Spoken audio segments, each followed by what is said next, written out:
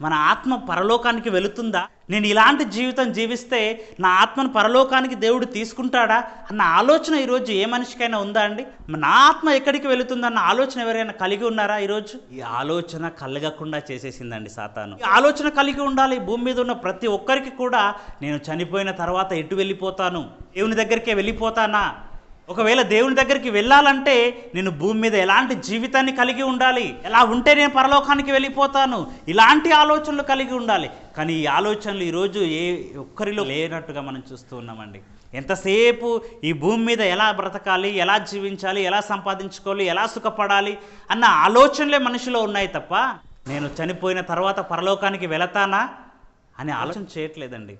ఒకవేళ అలా ఆలోచన చేస్తే మనిషి జీవితంలో పరివర్తన వస్తుంది. పరలోకానికి వెళ్ళేవారు దేవుని లక్షణాలు వారిలో కనిపిస్తూ ఉంటాయి. ఈరోజు దేవుని లక్షణాలు ఎవరిలోనైనా ఉన్నాయా? దేవునికి ఉన్న లక్షణాలు ఏంటి? ప్రేమ, కనికరం, దయ, ఆయనలో ఉన్నటువంటి లక్షణాలండి. ఆయన యుద్ధకు వెళ్ళాలంటే ఆయనలో ఉన్న లక్షణాలు నీలో లేకపోతే ఎలా వెళ్తాం? మనం వెళ్తామా?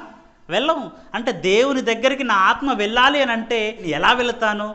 దేవునిలో ఉన్న గుణగణాలు నాలో ఉన్నాయా? దేవునిలో ఉన్నటువంటి మంచి గుణాలు నాలో ఉన్నాయా? అలాంటి ప్రవర్తన నాలో ఉందా అని ఎప్పుడైనా ఆలోచన చేస్తున్నాడా మనిషి?